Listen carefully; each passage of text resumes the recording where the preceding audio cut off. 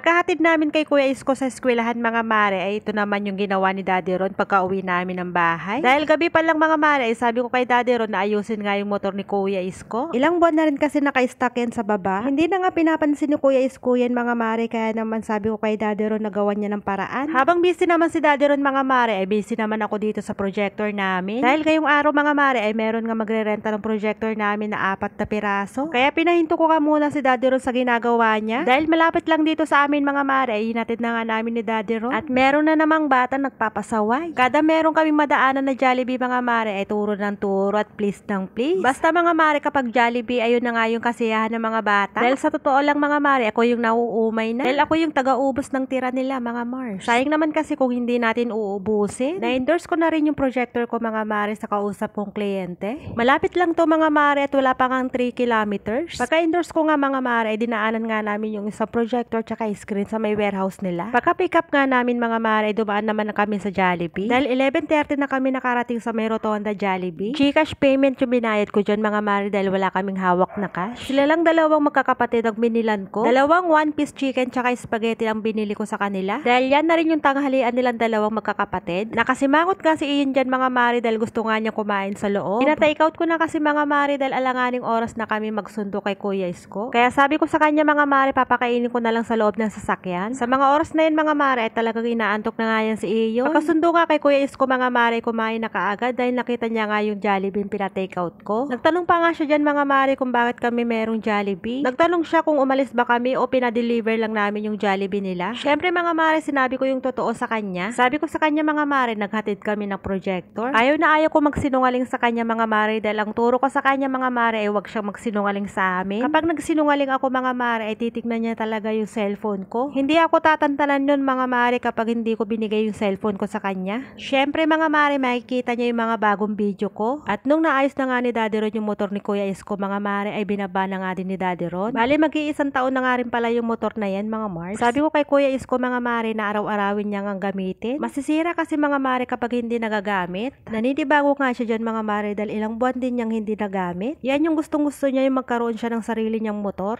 Bandang gabi na nga ito mga mare at pinakit ko nga kay Daddy Ron yung motor para papunasan kay Kuya Isko. Sabi ko kay Kuya Isko na ingatan niyo yung motor niya dahil magagamit pa yan ni Iyon mga Mars. At yan na naman mga mare si Iyon nakakita na naman siya ng kalaro sa labas. Gusto niya lumabas ulit at inahanap nga niya yung tsinelas niya dyan mga Mars. Sabi ko nga sa kanya mga mare sumakay na nga lang siya dyan sa motor ni Kuya dahil nakakapagod ka ako pag nasa labas kami. At feel naman niya sumakay sa motor. Ayaw na nga niyang umalis dyan mga mare at gusto nga niyang paandarin. At eto nga ako mga mare nagfi-feeling bata. Char. Pagkatapos niyan mga mare kumain na kami ng hapunan. Sinubukan ko na yung mga dalawa kong anak mga mare para sa ganon ay maparami sila ng kain. Salamat sa inyong panonood. Bye!